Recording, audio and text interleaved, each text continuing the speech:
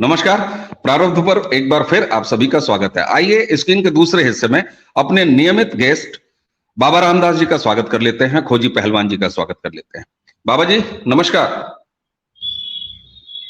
जय हो, भक्तों की जय हो। जय श्री राम। हर हर जी महादेव।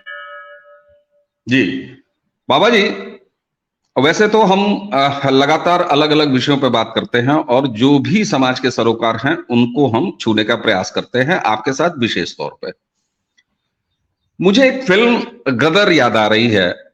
दोबारा वो रिलीज हुई और इसलिए गदर की एक लाइन मुझे याद आ रही है। एक डायलॉग था उसमें कि तारा को वीजा नहीं मिलेगा तो क्या तारा पाकिस्तान नहीं जाएगा। इस समय पिछले कुछ दिनों से भारत में भारत की एक बहू को लेके बहुत सारा विमर्श खड़ा हुआ है, बहुत सारी बातचीत हो रही है। भारत की बहू आ गई, भारत की बहू आ गई। मैं बात कर रहा हूं सीमा गुलाम हैदर की।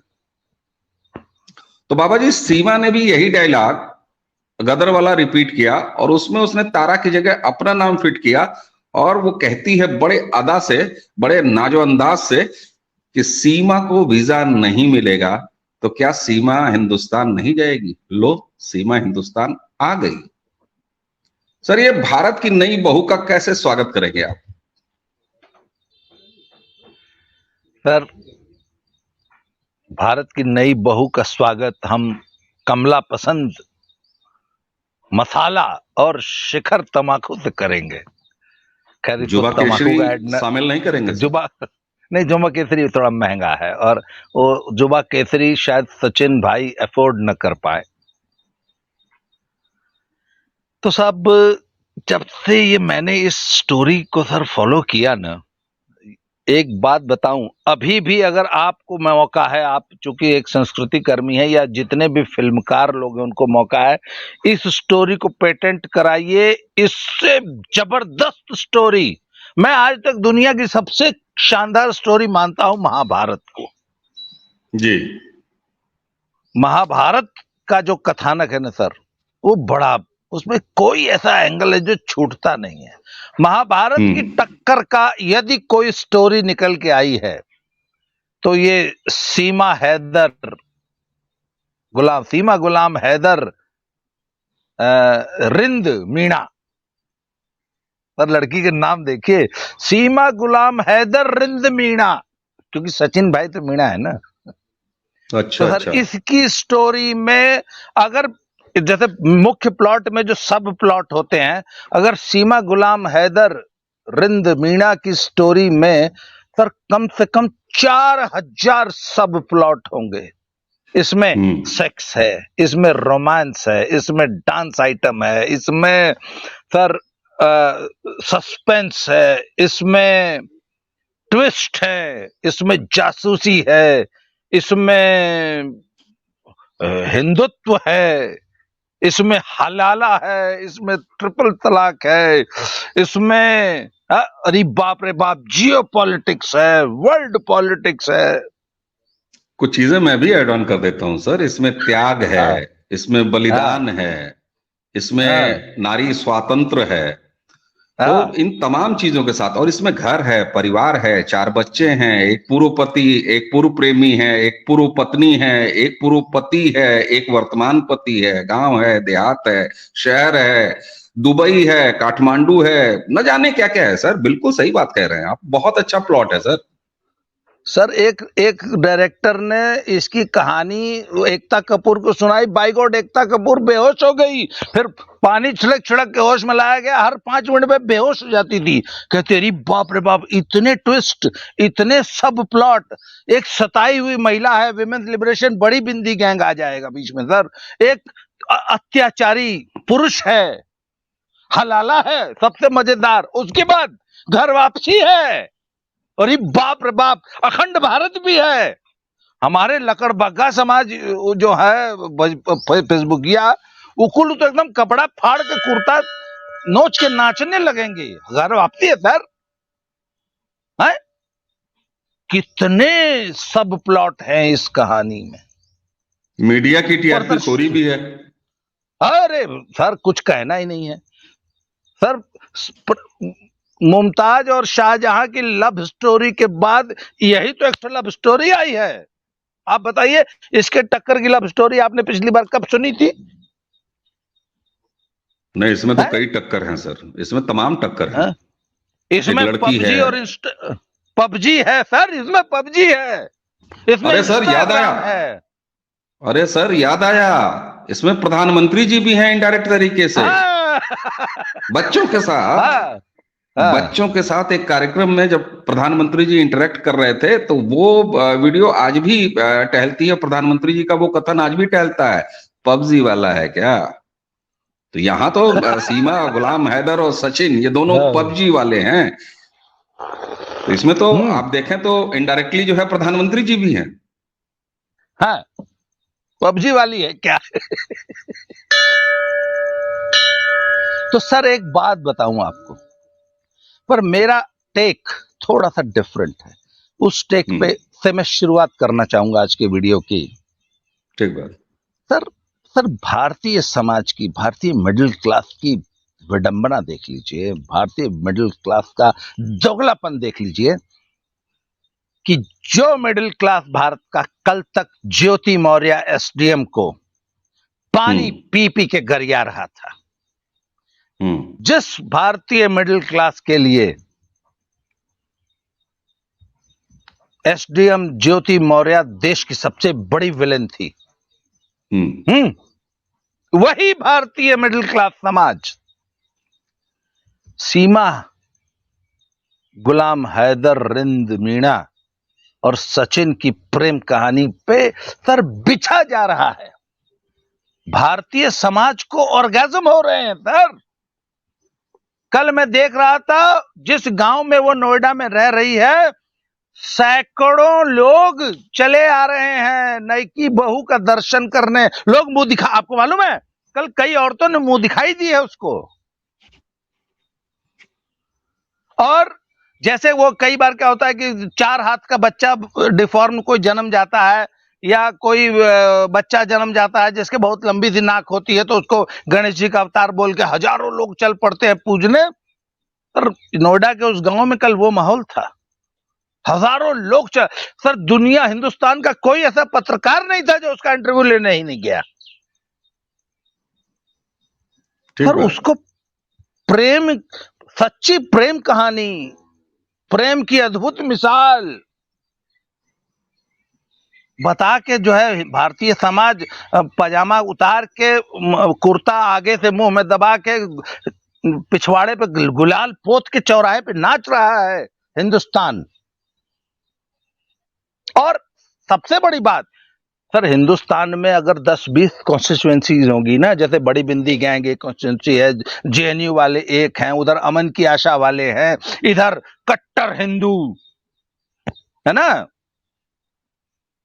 वो है अखंड भारतीय है, घर वापसी गैंग है, सभी खुश हैं। एकमात्र ऐसी प्रेम कहानी है जिसमें जितने लोग हैं सभी खुश हैं, सभी खुशी से नाच रहे हैं, हैदर भाई को छोड़ के जो दुबई में बैठे हैदर भाई और उनके भाई जॉन्स को छोड़कर, है ना। अरे भाई हिंदू बन गई है ना, तो उकुल तो नाराज होगा करेंगे, उन्हें के अगर छोड़ दिया जाए, उसमें भी महिला समाज बहुत कुछ है, 50% टूट उसमें भी है। तो सर जो भारतीय समाज कल तक ज्योति मौर्य को गरिया रहा था कि उसने अपने पति को छोड़ के किसी अन्य के साथ, तथा कथित सो कॉल्ड, अभी सिर्फ आरोप हैं, और ज्योति मौर्य कहती है कि मैं अपने पति के साथ शादी में तलाक की अर्जी दे चुकी हूं, I have applied for divorce. लंबित है। एक औरत यदि डाइवोर्स के साथ डाइवोर्स अप्लाई कर चुकी है, और अगर उसका किसी व्यक्ति के साथ कोई रिलेशंस हैं, वो एक अलग कहानी है, उस पर हम जाएंगे भी नहीं उसकी गहराई में। परंतु यहां तो एक 4 बच्चों की सो कॉल्ड मां, जिसमें 2 इसके हैं, 2 इसके पति की पूर्व पत्नी के बताए जा रहे हैं। पति बेचारा सऊदी अरब में खट रहा है, पति जो है वहां 55 डिग्री तापमान में जो है खट के मिस्त्री, राजगिर मिस्त्री का काम करके कराची में उसको मकान बना के दे रहा, और गुजार जो नहीं ओके बेच के 12 लाख रुपया में 7 लाख रुपया तो खाली टिकटों पे खर्च की है, और हिंदुस्तान चली आई इलीगल, और हिंदुस्तान खुशी से नाच रहा है। एक जज ने उसको दूसरे दिन जमानत दे दी। मीडिया उसके मतलब मीडिया की वो आज हीरोइन हो गई है? औरतें मुंह दिखाई दे रही हैं। मतलब छिनर, एक बात बताऊं मैं, अगर मुझे भाषाई मर्यादा में मैं बहुत कम बोल रहा हूं, छिनरपन की महानतम कहानी है ये, जिसको भारतीय समाज आज सिर पर रख के नाच रहा है। बिल्कुल, समाज का ये दोगलापन तो साफ साफ दिखाई दे रहा है। एक तरफ देखिए, हम ज्योति मौर्य और उनके हस्बैंड की कहानी या उनके साथ जो आप बीती या जो चल रहा है उसको यहाँ पैरेलल सिर्फ इसलिए रख रहे हैं कि समाज किसी विषय को अपनाने या ठुकराने या उस पर अपनी राय बनाने या उस पर रिएक्ट करने के लिए कितना सेलेक्टिव है, ये यहाँ देखे जाने की जरूरत है। एक तरफ आप जब कह रहे हैं ज्योति मौर्य और दूसरी तरफ सीमा गुलाम हैदरी, तो इनमें दोनों में कोई समानता नहीं है सिवाय एक समानता के कि दोनों ने अपने वर्तमान रिश्ते से डिविएट किया है, अलग हुए। ठीक है, एक महिला है तो इधर भी एक महिला है, पुरुष उसमें भी 2 हैं, यहां भी पुरुष 2 हैं, और बल्कि यहां तो एडेड एडवांटेज है, यहां 3 पुरुष हैं। सीमा की जो कहानी है अगर दर्शक सब जानते हैं, लेकिन फिर भी अगर मैं बता दूं बाबा जी आपको जल्दी से, तो सीमा जी का एक सबसे पहला प्यार हुआ। वो पहला प्यार हुआ, घर वाले नहीं माने, घर वाले नहीं माने, जबरदस्ती जबरिया कोर्ट मैरिज करा दी हैदर भाई के साथ जो दुबई में है।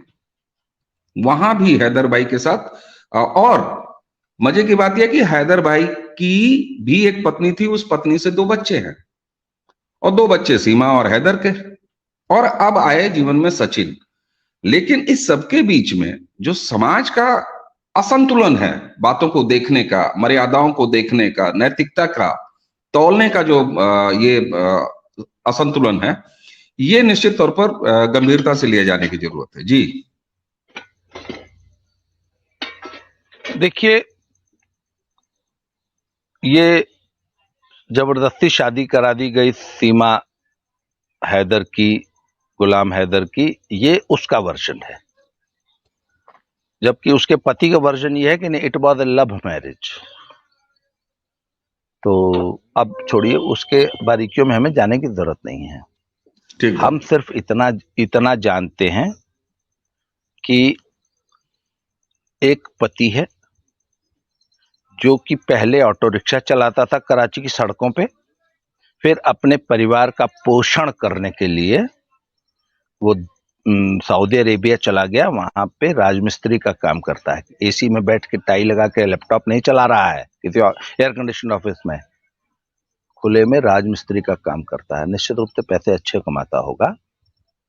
और अभी एक वीडियो में देख रहा था, उसमें वो ताल ठोक के पूछ रहा है, बताओ 2.5 महीना पहले मैंने तुमको 2.5 लाख रुपया भेजा था कि नहीं भेजा था?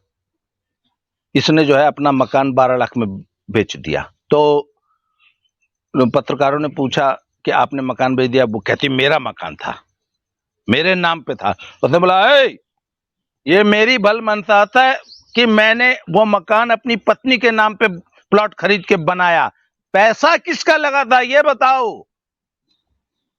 तो कहती ले, तुम पति हो तो तुम्हारा तो फर्ज है, तुमने अगर मकान बनाया तो ये तो तुम्हारा फर्ज है। अरे बुजार, तोहरो कोनो फर्ज हो कि ना हो? पति का तो फर्ज है कि सऊदी अरेबिया में पिछले 4 साल तक खट रहा है, और हर महीने उसके पड़ोसी बताते हैं कि हर महीने 50, 60, 70 हजार रुपए भेजता था वो। और ये कोई नई बात नहीं है, जितने एनआरआईज बाहर रहते हैं जो ठीक ठाक पैसा कमाते हैं, अमेरिका, यूरोप, कनाडा में, हम तो पंजाब में रोज देखते हैं, वो हर महीने 1,50,000 रुपया भेजते हैं। उनके अंदर एक गिल्टी कॉन्शियस होता है ना कि चलो भाई मैं परिवार से दूर हूं, मैं परिवार मेरा अकेले है, तो लाख 1.5 लाख रुपया महीना भेजते हैं लोग। और यहाँ बुजार लोग जो ना पंजाब में कैसे कैसे गुलछर्रे उड़ाती हैं, अगर आप देख लेंगे तो आपको आंधी आ जाएगी। यहाँ उनकी बीवियां और बच्चे तो सेम वही स्टोरी कराची में रिपीट हो रही थी। तो उसने बोला क्या है, तुम्हारे नाम था मकान, मकान तुम्हारा नहीं था, मकान मैंने अपने पैसे से, कहते तुम मुझे प्यार नहीं करते थे।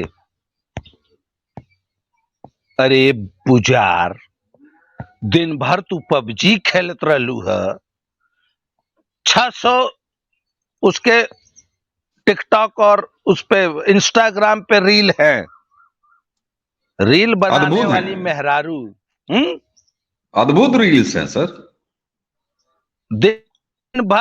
दिन भर पबजी खेलने वाली और इंस्टा पे रील बनाने वाली औरत अपने पति से यह शिकायत कर रही है कि तुम मेरी इज्जत नहीं करते। पति जो है 4 साल से वहां बैठा है सऊदी अरेबिया में, तुम मेरी इज्जत नहीं करते। तुमने क्या इज्जत की है भाई कि साला पबजी खेलते खेलते तुम एक लड़के से सेट हो गई है? मतलब महिला समाज का दुराग्रह देख लीजिए कि एक आदमी 55 डिग्री में दिन रात खट रहा है, इनको प्रोवाइड कर रहा है, ये यहां ऐश कर रही हैं। मतलब एक बार आई, फिर उसी तरह शारजा होते हुए नेपाल गई, 1 हफ्ता वहां हनीमून मचाई उस लड़के के साथ होटल में, उसको बुलाई, इस शर्त 12,000 रुपए की नौकरी करता है। सुनिए सबसे बड़ी बात, सचिन की क्या स्टेटस है भैया? नोएडा में सचिन जैसे लड़कों को और उनकी जो शक्ल सूरत हाव भाव, उनका जो बौद्धिक स्तर आपको उनकी बातचीत से पता लगा होगा, और वो उसमें भी पबजी खेलने वाला लड़का नोएडा में 12,000 रुपए पाता होगा, उस सीमा गुलाम हैदर को सपोर्ट करेगा? वो जाएगा काठमांडू पोखरा में 7 दिन होटल में रुकने? आप बताइए, 12,000 रुपए की सेल्समैनी, 12,000 रुपए की पेटी जॉब करने वाला नोएडा में, और पता नहीं कौन से गांव में रहने वाला, कौन गांव का नाम है नोएडा में, और वो मुझे बेचारा ध्यान नहीं आ सऊदी रहा, अरेबिया, ग्रेटर नोएडा, हाँ ग्रेटर नोएडा का कोई गाँव है। सऊदी अरेबिया में खट के 50, 60, 70,000 रुपए महीना भेज रहा था। ये जो है अपने पबजी वाले बॉयफ्रेंड को लेके गुलछर्रे उड़ा रही थी, कहते पति मेरी इज्जत नहीं करता। बिल्कुल। और आपने जब कहा ना कि हैदर ने उससे बिल्कुल सीधा कन्वर्सेशन जब हो रहा था एक चैनल पे, मैंने भी उसको देखा था एक टीवी पे, जब बात हो रही थी, तो उसने ये कहा कि आखिर ये पैसे किसके लिए कमाए हुए हैं। ये सही बात है। और मजे की बात यह है कि जिस मोबाइल से वो पबजी खेल रही थी सचिन के साथ लगातार लॉकडाउन के दौरान, मतलब आप एक कह सकते हैं कि कोविड की तमाम अनंत कहानियों में से एक ये अजीब सी मतलब क्या ज्वलंत कहानी है। आप इसको कोविड की प्रेम कथा भी कह सकते हैं, क्योंकि ये मामला सब शुरू हुआ था लॉकडाउन में। तो वो मोबाइल जिससे सीमा खेल रही थी पबजी और सचिन की होली, वो मोबाइल भी तो हैदर का दिया हुआ था। और आपने एक बात कही ना कि प्यार नहीं करते और इज्जत नहीं करते, ये तो वही वाली बात हो गई सर। 6 बच्चों की आदरणीय माताश्री अपनी किसी सहेली से मिलें और ये कहती हुई पाई जाए कि बहन जीवन में सच्चा प्यार नहीं मिला, ये भी एक विडंबना है।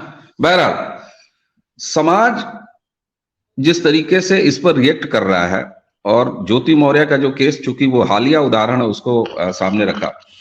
सर ये बताएं, आखिर इससे भारत को हासिल क्या होना है, समाज को हासिल क्या होना है, जो इतना मगन है समाज?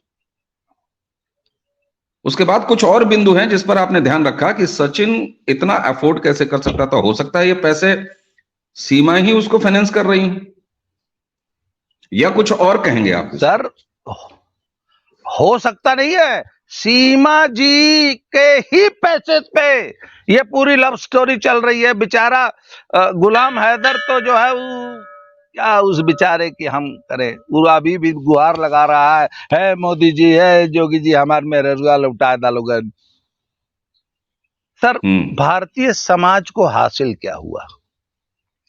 सर भारतीय समाज दुगलपन के गड्ढे में, ढोंग है ना, मतलब के गहरी खाई में और ज्यादा गहरा धंस गया। मतलब आप बताइए ना कि एक औरत जो अपने पति को छोड़कर घर बेचकर पबजी बॉयफ्रेंड के पास इलीगल तरीके से भारत देश में घुस आई। भाई घर वापसी वालों के लिए तो बहुत अच्छा मौका आ गया वो, अरे बाप रे बाप, घर वापसी एक तो हुई। ठीक बात। तो इसको आप घर वापसी कहते हैं? ऐसी औरत का कोई, आई एम सॉरी टू से, I am not sounding very politically correct, मतलब महिलाओं के लिए, महिलाएं बड़ी बिंदी गैंग और सो कॉल्ड लिब्रांडू गैंग मेरे पीछे पड़ जाएंगे कि आपने ऐसे कैसे कह दिया। और सर इसको प्यार की सच्ची कहानी बता रहा है समाज, हमारा मीडिया है सर। वो कहते हैं कि प्यार मोहब्बत में वो ताजमहल बना था। मैंने पहले, मेरे दिमाग में आया कि नहीं, ये प्यार का ताजमहल नहीं, इस कहानी से प्रेरित होकर प्यार की कुतुब मीनार बनेगी। मैंने कहा नहीं, कुतुब मीनार भी नहीं बनेगी। सचिन और सीमा की कहानी से प्रेरित होके कोस मीनार बनेगी। कोस मीनार के बारे में जानते हैं? जरा कोस मीनार को और दर्शकों के लिए जरा सा थोड़ा सा विस्तार दीजिए। दरअसल ये कोस मीनार क्या होता है, क्योंकि ये शेरशाह सूरी मार्ग से जुड़ी हुई कहानी है, जरा बताइएगा। वो लोग बताते हैं कि जब ये, हालांकि ये शेरशाह सूरी मार्ग जिसे कहते हैं, ये आज से हजारों साल पुराना एंशिएंट इंडिया के समय प्रयोग होने वाला मार्ग था। शेरशाह सूरी ने उस मार्ग को सिर्फ थोड़ा सा और व्यवस्थित किया। फिर आगे मुगल मिडिवल पीरियड में, मुगल काल में उसके किनारे सराय बना दी गई। ये जितनी सराय हैं, मुगल सराय, हई सराय, उधर हमारे यहाँ है, और दिल्ली में नेब सराय, लाडो सराय, हई सराय, जितनी है, ये सब उसी रोड के किनारे बनी हुई सराय हैं। उसके किनारे मस्जिदें थी, मंदिर थे, उसके किनारे सारी व्यवस्था होती थी। और डाक ले जाए, मिडिवियल पीरियड में डाक ले जाने के लिए हर 5 कोस पर एक स्ट्रक्चर बना होता था, उसको कोस मीनार बोला जाता है। तो वो आज भी कोस मीनार वाला स्ट्रक्चर आपको जीटी रोड के किनारे किनारे दिख जाता है। जब आप आगरा से आगे, पंजाब से आगे जाते हैं, तो उसका जो स्ट्रक्चर है ना, वो एकदम ऐसे, और ऊपर उसका जो हेड है वो भी बड़ा मजेदार है। तो मैंने कहा सर, इस प्रेम कहानी में कोस मीनार से ज्यादा अच्छी इमारत नहीं बनाई जा सकती। ठीक, मतलब सर, अब मेरे को भाषा की मर्यादा रखनी पड़ रही है, बीप बीप लगाना पड़ जाएगा आपको सर। मतलब इससे विभत्स, जाहिर है तेरा हाल सब उन पर कहे बगैर, इससे विभत्स बेशर्मी समाज में कुछ हो सकती है? ठीक बात। मतलब पति बेचारा सऊदी अरेबिया में खट रहा है, और तुम जो हो मकान बेच दी, सब कुछ बेच बाच के, बच्चे लेके में है। और भारतीय समाज की सबसे बड़ी विडंबना, सर वो कौन बेहुदा जज था जी? आई एम सॉरी टू से यूज दिस वर्ड। मैं उस पर बाद में आऊंगा, मैं उस पर आऊंगा। वो सिर्फ अकेला सवाल नहीं है, थोड़ा सा हम और आप अगर इसमें कुछ जोड़े हैं तो हम उस पक्ष पर चल रहे हैं, चलेंगे इसी मामले के, जो कि और भी ज्यादा गंभीर है और जिस पर कहीं कोई बात नहीं हो रही है। तो अगर आप इस पक्ष को कंक्लूड करें तो हम उस पर चल रहे हैं, हम बिल्कुल चलेंगे। और वो एक अकेला सवाल केवल जज का नहीं है, हम उस पर बात करेंगे जी। सर मेरा एक ही सवाल है हिंदुस्तानी समाज से, कि ज्योति मौर्य तुम्हारे लिए सबसे बड़ी विलेन थी, और ज्योति मौर्य का पति सबसे ज्यादा भो भो करके रोने वाला सबसे बड़ा विक्टिम था। जबकि ज्योति मौर्य ने तो तलाक अप्लाई किया हुआ है, और ज्योति मौर्य पे जो आरोप है वो प्रूव नहीं हुए हैं। तथा कथित आरोप है कि she had some affair with some officer. यहां तो सब कुछ खुली किताब है। तो जो ज्योति मौर्य भारतीय समाज के लिए सबसे बड़ी विलन थी, उसी भारतीय समाज के लिए सीमा हैदर कैसे रोल मॉडल बन गई? सीमा हैदर को गधे पे बैठा के जूते मारने की जगह आपने इसको अपने सिर पे क्यों बैठा लिया? आखिर इस स्टोरी में ऐसा क्या है सर भारतीय समाज से मेरा सवाल ये है कि ये एडल्ट्री की सबसे विभत्स घिनौनी कहानी है और उसको लेके भारतीय समाज नाच रहा है। बिल्कुल ठीक बात। मेरा सरोकार सबसे बड़ा ये है, मुझे बिल्कुल ठीक बात। दोगलेपन और से प्रॉब्लम है। बिल्कुल, समाज के जिस दोगलेपन और समाज के जिस सेलेक्टिवनेस पर आप सवाल उठा रहे हैं और आपका प्रश्न है वो बिल्कुल है, और इसके लिए हम और आप उसी समाज के हिस्से हैं। हम और आप कहीं मंगल ग्रह से नहीं आए हुए हैं, हम भी उसी समाज के हिस्से हैं, लेकिन हम अपने ही समाज पर ये सवाल उठा रहे हैं और इतना सब देखने के बाद उठा रहे हैं। अब आपने जो एक जिक्र किया वो बड़ा टेक्निकल और बड़ा लीगल इशू है। मेरे अपने कुछ सवाल हैं, जरा उसको अगर हम बातचीत करें तो उससे बहुत सारी चीजें दर्शकों के सामने तक पहुंचेंगी। सीमा गुलाम हैदर और सचिन का मामला आता है। सीमा खुद स्वीकार कर रही है कि मैं मई के महीने में काठमांडू से भारत आई। ठीक है सर, अवैध तरीके से आई, यानी उसके पास कोई डॉक्यूमेंट्स नहीं थे। बीइंग ए पाकिस्तानी सिटीजन, वो और उसके 4 बच्चे, यानी कि अगर संख्या में गिना जाए तो 5 पाकिस्तानी नागरिक, ब्रैकेट में उनको आप पाकिस्तानी लिख सकते हैं, कह लीजिए विदेशी नागरिक, अवैध तरीके से भारत की सीमा में आते हैं। पूरा मई रहते हैं। मई की किस तारीख को आई वो तारीख नहीं बता रही है, तो चलिए मई में, जून में, जुलाई में। सर, इस घटना को खोला कैसे, ये बात पता कैसे चली? इस देश और समाज को भारत की बहू का पता कब चला? पता तब चला, उसने कहा कि सचिन ने हमको दिल्ली में एक कमरे में रख दिया था, हम अपने 4 बच्चों के साथ वहां रह रहे थे। पुलिस तक ग्रे पॉइंट कम्युनिकेशन, यानी जबानी एक दूसरे से वो फलानी आई है, फलानी जगह फलाने है, ऐसे करके उत्तर प्रदेश पुलिस को एक दिन पता चलता है।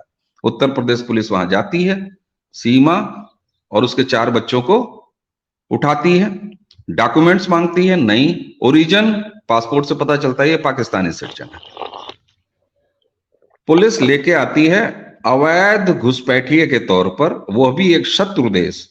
मैं कहता हूं चलिए पाकिस्तान का नाम अगर हटा देते हैं तो फॉरेन नेशनल तो है, 5 हैं, कोई कागज नहीं है, कोई वीजा नहीं है, भारत की जमीन पर अवैध रूप से हैं, कोर्ट में पेश करती है, जेल पहले भेजती है और उसके बाद कोर्ट में पेशी होती है। कोर्ट से उनको जमानत मिल जाती है, किस आधार पर?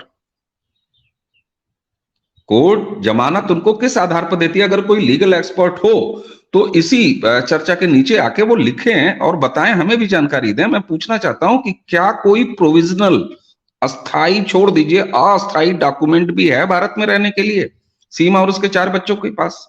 तो अगर अदालत ने जमानत दी तो किस आधार पर दी? और आप सोचिए, सचिन भी जेल में था। सचिन किस लिए जेल में था? उसका क्या अपराध था? उसका अपराध यह बनता है कि उसने 5 अवैध फॉरेन नेशनल्स को भारत में बने रहने में सहायता की, तो इस आरोप में वो जेल जाता है। इन दोनों को अब यहां स्टेटस बदला नहीं, सीमा आज भी भारतीय नागरिक नहीं है, उसने इंडियन सिटीजनशिप के लिए अप्लाई भी नहीं किया है, वो क्वालिफाई करेगी नहीं करेगी वो बात की बात है।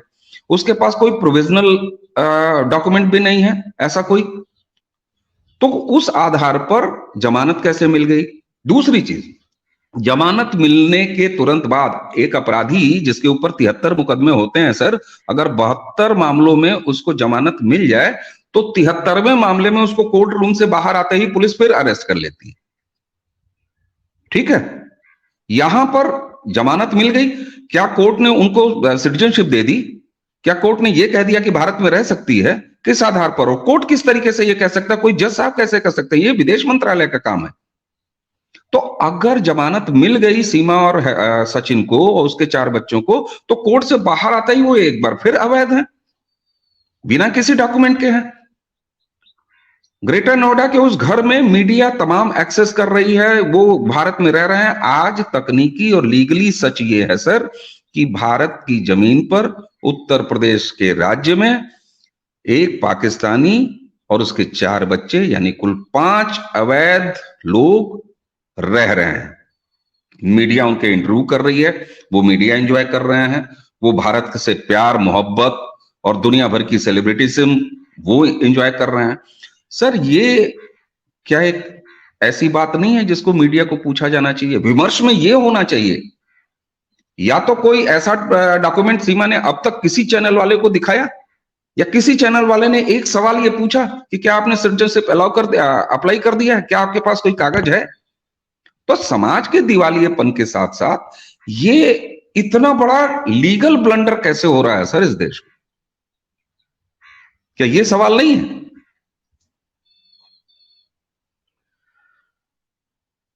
मेरी एक वकील साहब से बात हुई थी, तो हेलो, आपको सुनाई दे रही है ना मेरी आवाज? बिल्कुल बिल्कुल। तो वो बोले कि शायद 4 बच्चों का वो ह्यूमैनिटेरियन ग्राउंड पे 4 बच्चे हैं साथ में, इस आधार पे शायद जज साहब ने जमानत दे दी होगी। मैंने कहा हिंदुस्तान की जेलों में लाखों बच्चे अपनी माताओं के साथ, कुछ बच्चे जेल में ही पैदा हुए, जेल में ही जिंदगी बिता दिए, जेल में ही 10वीं 12वीं बीए किए। वो जो नलिनी थी श्रीलंका वाली, वो she was pregnant when she was put in the jail. उसकी बेटी जेल में ही पैदा हुई, जेल में ही पड़ गई।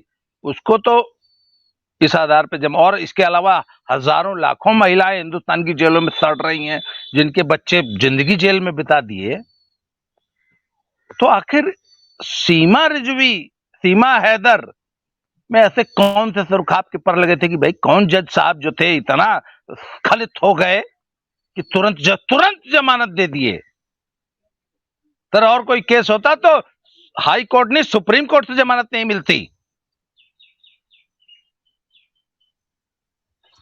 इसके आगे दूसरी बात, नहीं दूसरी, लेट मी कंटिन्यू। सर वो वोट बैंक, जब वोट पॉलिटिक्स होती है तो वोट गिने जाते हैं ना कि जीत का समीकरण कैसे बन रहा है। सर इस केस में जीत का समीकरण अगर बनाएंगे ना, तो सीमा हैदर रिजवी जो है ना, लगभग मेरे हिसाब से 90-94% वोट पा जाएगी देश में। भाई हिंदू समाज ला ला ला ला ला ला ला एकदम हिंदू लकड़बग्घा समाज, घर वापसी समाज, अखंड भारत समाज हिंदू बन गई है इसलिए बहुत खुश है। बड़ी बिंदी गैंग, विमेन्स लिबरेशन, पति का सताए हुआ महिला वर्ग, है ना। उसके बाद इवन भाई जॉन्स में से भी 50%।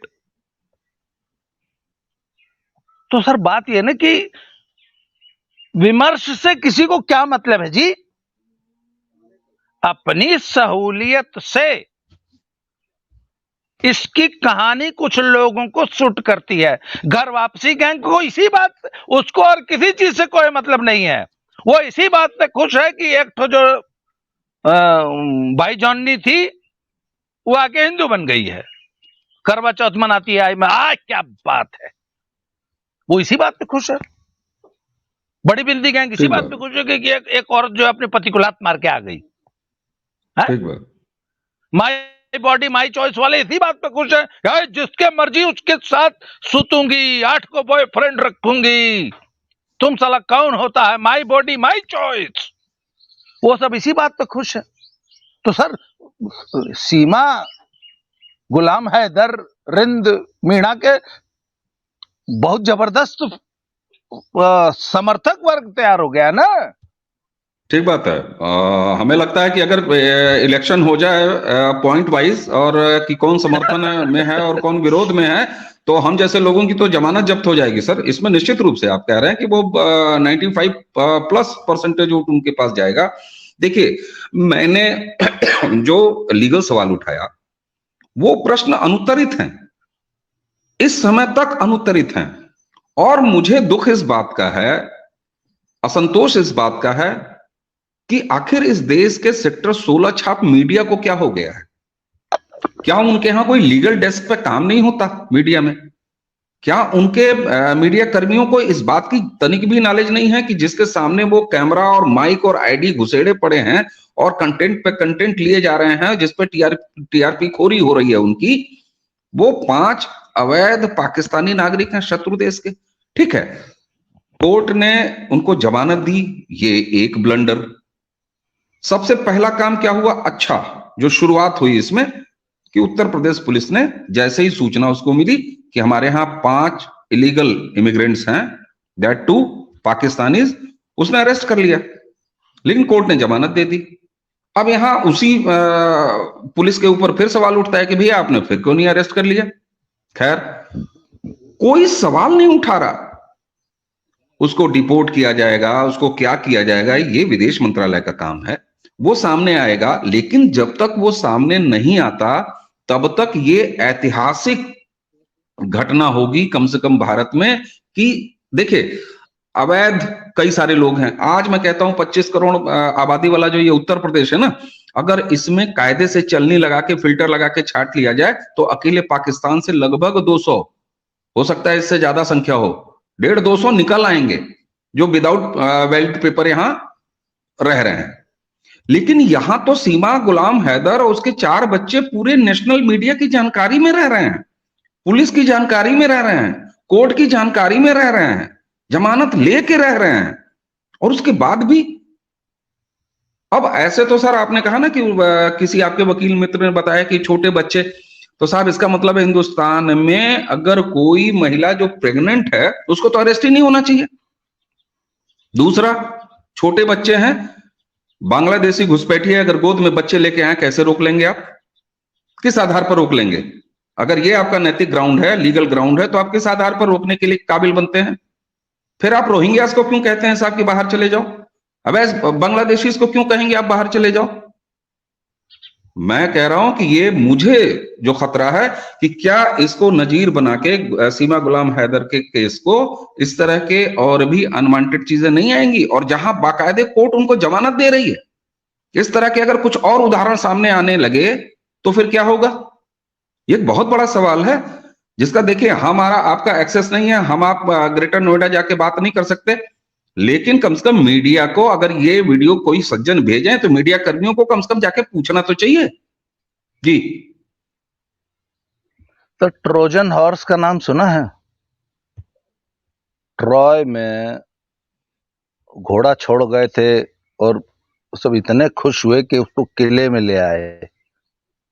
रात को घोड़ा के अंदर से लोग निकले दरवाजा और खुला, पूरा दरवाजा खुला और सेना अंदर आ गई। सर आपको नहीं लगता ये ट्रोजन हॉर्स है? ट्रोजन हॉर्स कैसे है मैं बताता हूं। उसने एक बात कही है कि अगर मुझे वापस भेजा तो मुझे तो जमीन में गाड़ के जो है आधा अफगानिस्तान वाला ट्रीटमेंट दे दिया जाएगा। उसने ये बात कही है। ये कुछ हद तक सच भी, कुछ हद तक ये सच भी है, क्योंकि पूरा सच है। औरत ने मार दी जाएगी, निश्चित तौर पर मार दी जाएगी। वहां तो जब बेनजीर भुट्टो जो है एकदम कुकुर मतीन जो है दौड़ा के मार दी जाती हैं, तो इनकी औकात क्या है? एक मिनट रोकूंगा, एक मिनट, एक फैक्चुअल चीज के लिए रोकूंगा। कल एक वीडियो पाकिस्तान से आया है जिसमें नकाब लगा के, चेहरा ढक के बाकायदे ये धमकी दी गई है सीमा को कि तुमको हिंदुस्तान की धरती पर ही जिबे कर दिया जाएगा। सीमा ने उस पर रिएक्ट भी किया है। जी, तो सर डिपोर्ट की बात तो भूल जाइए, और अगर हिंदुस्तान की कोई सरकार सीमा गुलाम हैदर रिंद मीणा को डिपोर्ट कर देगी ना, तो एक बार याद है ना प्याज पे चुनाव हार गई थी सरकार।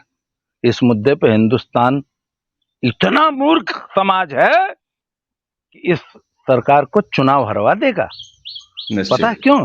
सर वो प्रेम की प्रतिमूर्ति है और 96% हिंदुस्तान को उसकी एक कहानी पसंद आ रही है। उनको इस बात से कोई मतलब ही नहीं है कि ये ट्रोजन हॉर्स है भाई।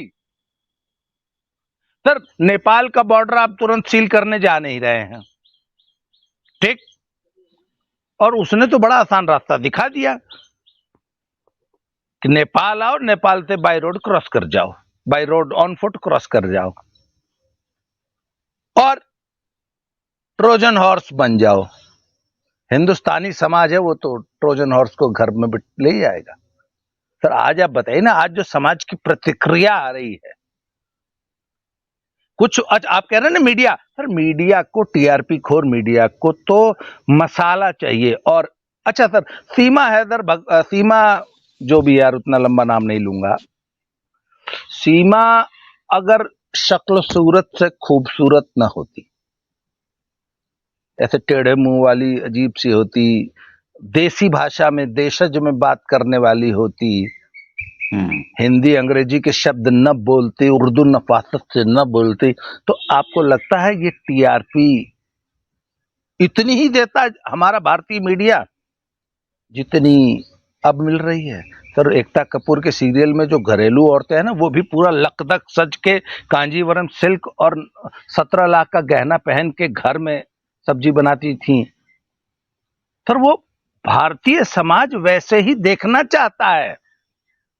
अगर एकता कपूर अपने सीरियल में बाल बिखराए हुए नाइटी पहन के बेतरतीब औरत को घर में दिखा देती तो वो सीरियल चलते, साउथ बहू के सीरियल नहीं सर। भारतीय समाज चिकनी चुपड़ी खूबसूरत शक्ल को ही देखना चाहता है। सर इस लव स्टोरी में सीमा हैदर की शक्ल बहुत सुंदर है, वो बड़ी लहजे से बोलती है, हिंदुस्तानी समाज को जो चाहिए वो दे रहा है। बिल्कुल ठीक बात। हिंदुस्तानी समाज इसको डिपोर्ट नहीं करने देगा। अब वो उनकी बहू है, वो दूसरी सोनिया गांधी बन जाएगी। अपना घर छोड़ के, अपन घर द्वार बेच के आई लियो, बहू है, मुंह दिखाई दिया हूं, ऐसे कैसे डिपोर्ट कर दोगे ट्रोजन हॉर्स को? बताइए।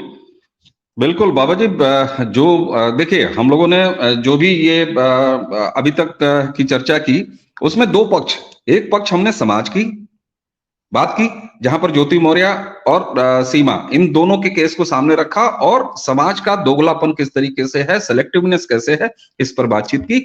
दूसरे हिस्से में जो हमने बात किया वो प्रश्न अभी भी अनुत्तरित है। अगर समाज पर सवाल है तो यहाँ पे सिस्टम से कुछ प्रश्न पूछे जाने चाहिए। जो नहीं पूछ रही है, जिम्मेदारी नहीं उठा रही है, पूरा कर रही है स्थापित मीडिया, तो वो भी अपने आप में सवाल है, जो कि सिटीजनशिप से जुड़ा हुआ है, जो कि अवैध इमिग्रेशन से जुड़ा हुआ है, जो कि अदालतों द्वारा उसको बाकायदे अंडरलाइन आपने मान्यता दे दी ना सर, अदालत ने मान्यता दे दी, ये नजीर बनेगी सर।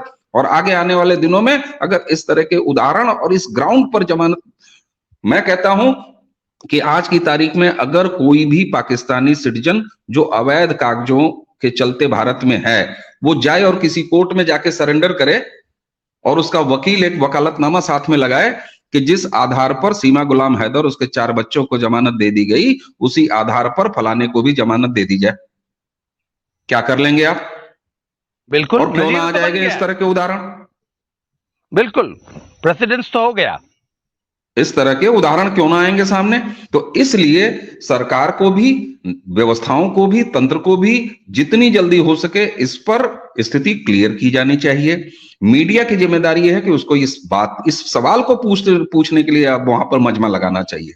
और मजमा लगा रही है, ठीक है, आप प्रेम बेच रहे हो, प्रेम बिक रहा है, अच्छी बात है, आप बेचिए, आप दुकानदार हैं, आप खबरों की मंडी हैं, आपको खबर ले लो, ब्रेकिंग ले लो, ब्रेकिंग ले लो, ये करने की आपकी मजबूरी है, आप करिए, लेकिन साथ में जरा हरी मिर्च भी बेच लीजिए ना, तीखे सवाल भी पूछ लीजिए, जो वैलिड पॉइंट है उनको भी पूछ लीजिए। नहीं पूछेंगे तो जिस तरीके से आपकी क्रेडिबिलिटी पिछले 8-9 सालों में जमीन से नीचे कई गुना गिरी है, इसी तरह से आपकी क्रेडिबिलिटी और गिरती जाएगी, आपकी योग्यता पर सवाल उठेंगे। इसलिए हम तो सवाल उठाएंगे सर, और जिस तरीके से ये समाज पर भी अब निर्भर करता है, हमने कार्यक्रम के अपने बातचीत के आधे हिस्से में समाज पर सवाल उठाए कि समाज कहां जा रहा है नैतिक रूप से, और दूसरे हिस्से में हमने व्यवस्था पर सवाल उठाए।